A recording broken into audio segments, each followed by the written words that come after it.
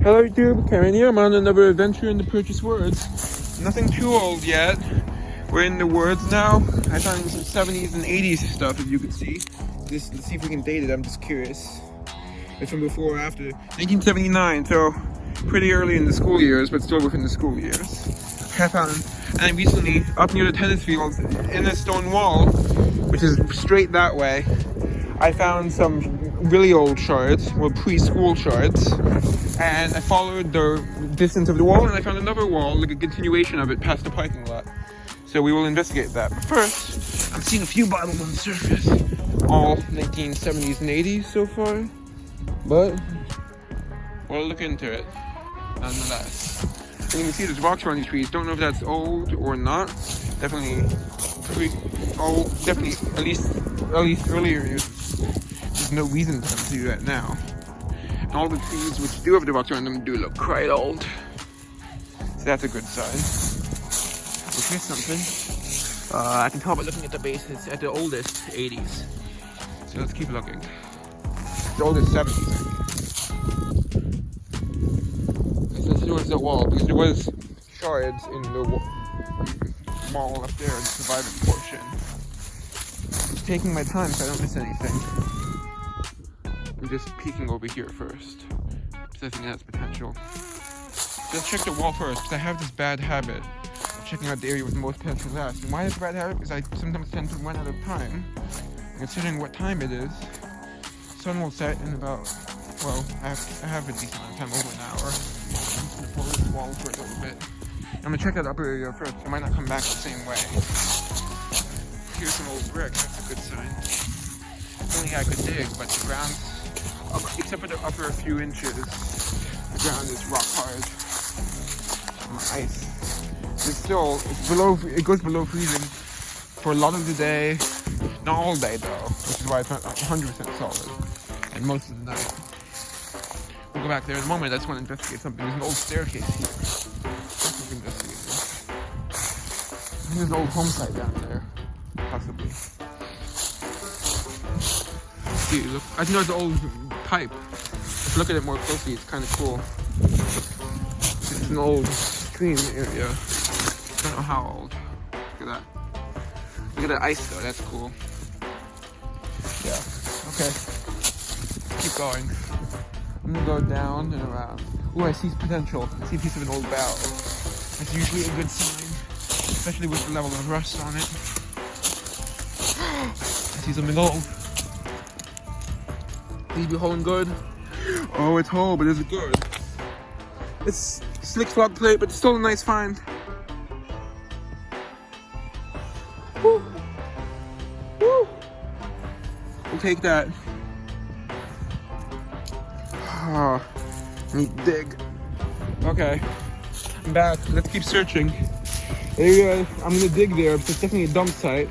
I have to wait until until the ground's unfrozen, unfortunately. Still gotta scout it here out.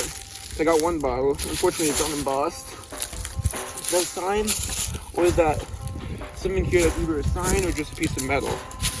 We'll come back to it in a moment. Let's get one thing I saw here. There's definitely a lot of potential here. Definitely a dump site. Here, I'll make a pile of stuff. Oh god, there's a lot of bottles. Hope at least one of them is embossed.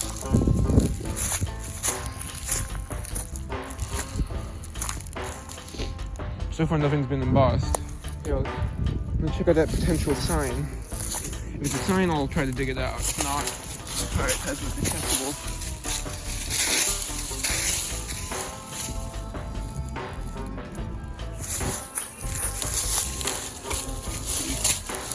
Could be.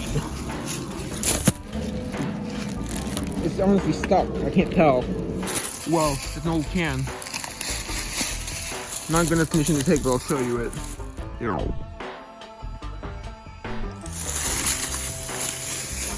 Can't find any cold stuff, so I know it's undug. But it's slick, unfortunately. The big soda. I was going to a Blink drugstore. Big.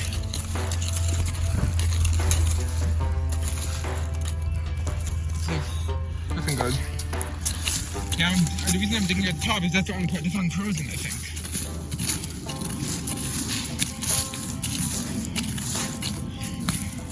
Actually, defrosted deeper than I expected. I guess it's sandy soil. I'll be back when I find some. Yeah, I found a Clorox, but it's not worth taking. It's a plain old Clorox. Switch spots now. Hopefully I'll find another unfrozen. Hey, I'm back, guys. I just found something. Sorry, I dropped you. Old plastic box labeled squib on the bottom. Yeah, wonder what it is. Let me take it. It's got something good. It's an old alcohol bottle. Look at that. Millshire or something. Yeah, probably from the 30s or 40s. Let's keep digging. Let's get my first really good bottle of the day. An Ed Pernod Paris. Yay! Look at that. That's so cool. It has the lid. Let's keep digging. Hey guys, it's got a giant pond extract, and I think it's blow. Look at that. Nice. I'll take that on the way out. Got my second good one. Look at this. Dundee Marmalade. Yay, it's in good shape. No chips, no cracks. Yes, look at that. I have an older version, but I don't have that version. Big. Just found what would have been the great ACL, but I don't think the label's going to survive. Look at that. It would have been nice. It's already coming off. Might save it anyway. From Chicago. That would have been nice. The Mason's root beer. Okay, well, let's keep digging.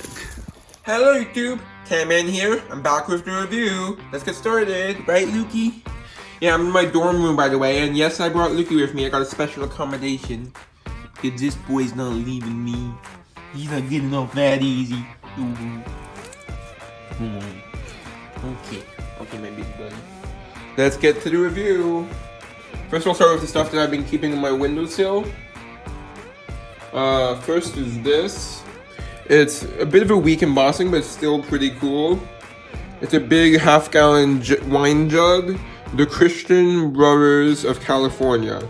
I've gotten stuff from this brand before, but never anything like this. It does not say Federal Law Forbids, but it is Federal Law Forbids era. For some reason, which I've just learned from observation, for the wine jugs, they do not require them to label Federal Law Forbids, or the wine bottles in general. I don't know why, maybe because of the lower alcohol content. I don't know, it's like I've never seen a wine bottle labeled Federal Law Forbids. It's not that I remember. And all the jugs I found don't say Federal Law Forbids. All of the wine jugs I found, which are quite a few actually. Yeah, that's pretty nice. Here's the design around it. Unfortunately, I couldn't clean the inside too great with it, but I do have some cleaning tools with me on campus, which I did the best I could do. And here's this. I have other one. This is a pretty cool cobalt, probably 1950s, based on looking at the base. Late 50s even, maybe. But anyway, there's other ones of these from like the 40s and 50s. They're all the same shape. I don't know what the product was. I did find out once, but I forgot. Yeah, so you see that as the original lid. I don't know what would have gone over here, because there's not a hole on the other side, so it's not a dropper. Yeah, it's nice though. Then there's this gigantic Pond's extract. The camera does not do it justice in terms of how big it is. Let me get a ruler so I can show you how tall it is. I think I have a ruler in my drawer. Do I? Okay, I guess I don't. Well, that's kind of disappointing, so I was hoping to show you. Okay, I'm back actually with a quick update. Because I did not have a tape measure then, but I just got one. And I bought one at a thrift shop since that clip was filmed. And let me just get it to the right length, and you can see it's about 10 inches tall, and it's a bit bent, about 5 inches wide. And then it's about 3 inches from front to back. Yeah, that's nice. And this one's made in West Germany, by the way. That's pretty cool, vintage. Got that for $2. Not gonna bother doing a purchases video on it, but thought I'd show it quickly. Yeah, from Germany. This is a big, like, who needs this much? And Pond's extract is basically one of the most closest to modern times lasting quack cures. It was made out of witch hazel, alcohol, and water. And in terms of the claims it made, the only one that actually did anything for the claims it made was alcohol, because one of the claims it made was as an antiseptic. One of the many claims it made.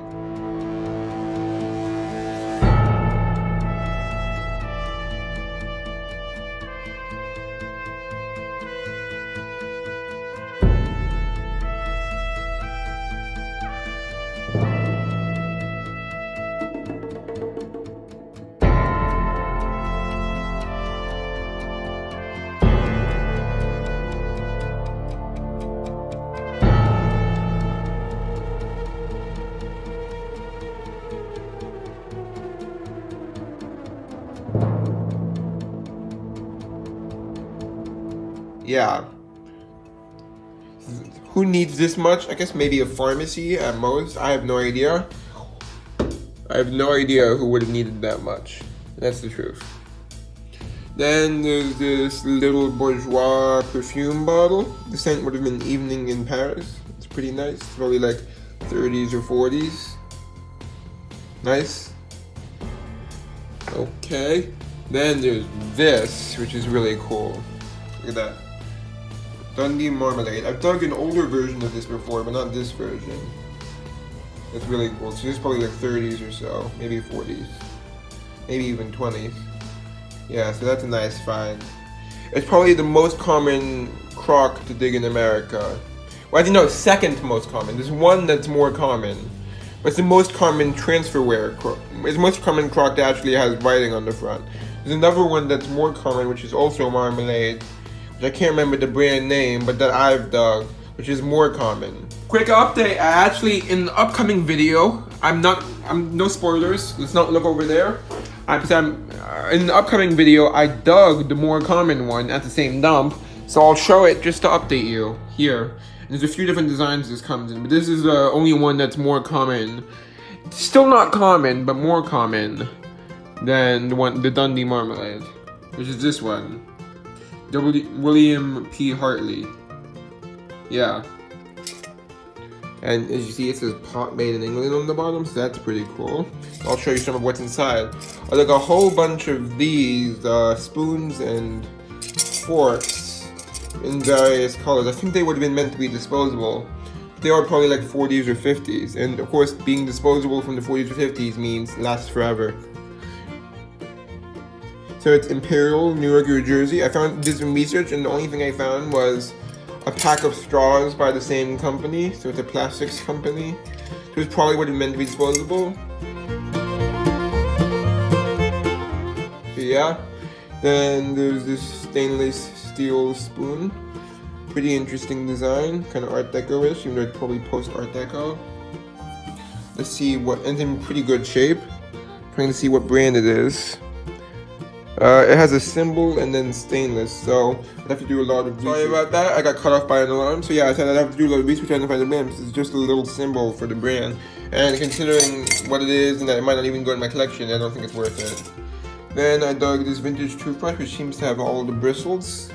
It's nylon, that's why it survived. This is probably from like the 50s, maybe 40s. So probably 40s, I'm guessing. Fuller is the brand name. Yep, that's nice. And let's move on to the other stuff, which is over here. And I actually already made a second trip on Monday. This trip that I'm showing right now was on Friday. Because I was so excited to go back, I couldn't wait. But I'm not going again for a long time, so I need to clean up first and make space for all this stuff at home. Okay, so let's just show the stuff from this dig, and then I have 2 more digs coming up. One where I just actually dug at the dump, and the second time was just me revisiting the dump literally late at night because I forgot something at the dump and I have an anxiety disorder, so I ran all the way over there at like 6 o'clock at night after the sun had set. And I ended up getting carried away and doing like 10-15 minutes of digging with a makeshift tool. Anyway, that's something to look forward to for you guys. And that's where I found that, which you'll see later. It is also a marmalade, but it's different.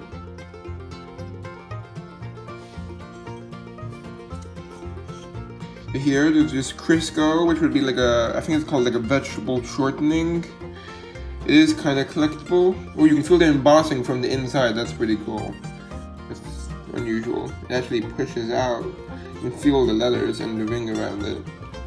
Because of the way it's raised. It's cool. I don't know if I'm going to keep this. Well, I'm not going to throw it out or anything, but I might sell it. I don't know. Or I'd use it for storage, maybe. If I can find a lid that fits it. I think a normal mason jar lid might fit this. Then there's this tube. I think these would have been for cigars, but I'm not sure. I actually found 2 of these, but one of them had some weird larvae. It was full of some sort of like larvae or something. I don't know if it was larvae, but it looked like it.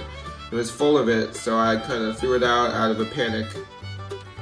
It's not valuable enough to risk getting, you know, bug stuff in my room. I don't want to get an infestation. And since I already had one that was fine.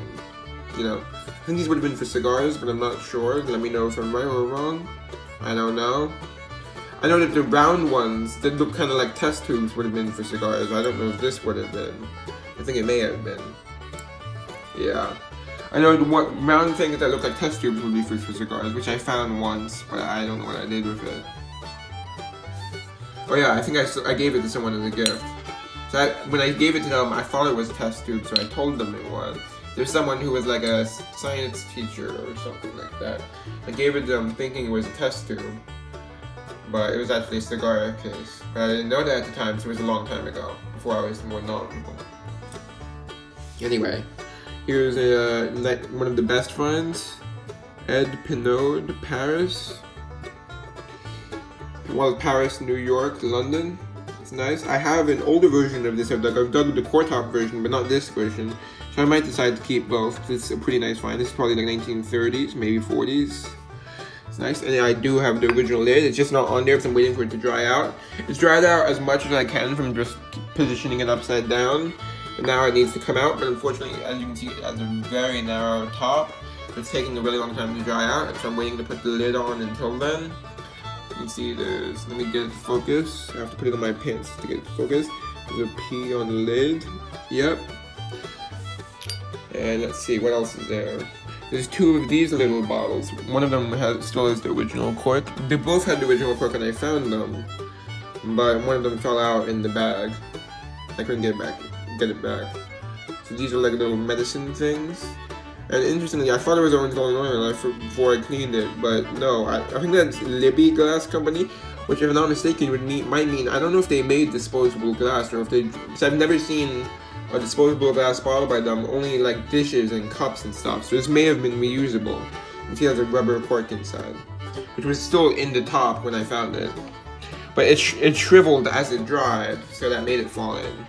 Another one just fell out. Yeah, interesting though. I'm gonna keep one of them. I don't need both. Then there's this Burnett, which would have been great, except as you can see, it developed some cracks and bruises. One there. I'm being very honest with you guys. If I hadn't said anything, you might have noticed it, but you might not have. This is the best Burnett's I've probably dug. I've dug several Burnett's before. This one's the prettiest one. It has like an insanely thick base, which I've not seen one like that before.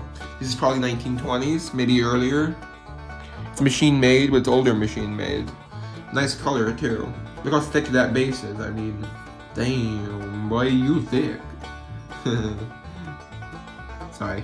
I stopped making jokes. That's silly. But yeah, this is not a very rare bottle, but it is quite collectible still, based on my research. Like this would probably, if it wasn't damaged, would probably go for like $20-something. If it wasn't damaged. With the damage, I don't know. Without the damage, it would go for like $20-something. With the damage, maybe like 10, 15.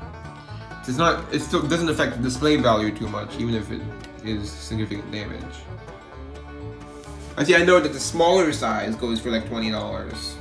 So this size, I think, might be worth more. I have one of this size already, except that one's an aqua. This is like more of a greenish aqua with a really thick base. As to if I'm going to keep it, I'll see. I don't know if the one I have at home has any damage. I don't think it does, in which case I'll keep the better condition one, of course. Okay, let's keep going. Here's these. I dug two of these, one green, one red. I think they might be toy frisbees, but I'm not sure. They might just be a lid. But the reason I think it might be a toy is if you look at it, it has like a swirl pattern in it. Let me get that to focus. Yeah, which I don't think it would have if it was just a plain old lid, unless it was just coincidence, like because of low quality coloring or something. But yeah, it's pretty cool. Yeah, you see the swirl pattern in it. And there's a green one too, but that one's quite dirty, so that one's gonna be for sculpting. Okay, let's continue. There's this toothbrush case from Squibb that dates to about the 1950s. It's like early plastic. Or early-ish plastic, not early plastic, because of course they have plastic in the 50s. I mean, it's cellular plastic, which is like a kind of different, which is why it's clear, I guess. Yeah, that's from the 50s. It's a toothbrush case. The toothbrush would have come in there. Yeah, I don't know what I'm gonna do with that. Then there's this glass stopper, which actually looks pretty good on the Burnett, even though it's definitely not original because the color doesn't match. Then there's this half of it, what would have been a really cool piggy bank. Yeah, I know the piggy bank just has this little slot here. I'm hoping I'll dig the other half later. Then there's this lid, which says 29 cents on it. I don't know what's the lid for. I'm probably not going to keep it just because it's not in good enough condition. Yeah, you can see it says 29 cents. Then I dug 2 Atlas mason jars, one of various ages. First, this is the older one, Atlas Easy Seal. Pretty nice, that's probably like 20s to 30s. And then there's a newer one, this is probably like 40s or so, maybe 50s, probably 40s. Atlas Easy Seal. You can see 2 generations of Atlas here. Yeah.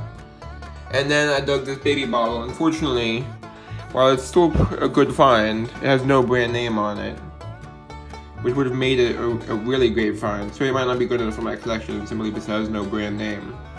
Yeah. Let me just make sure. Yeah, that's all. Hope you enjoyed. Bye.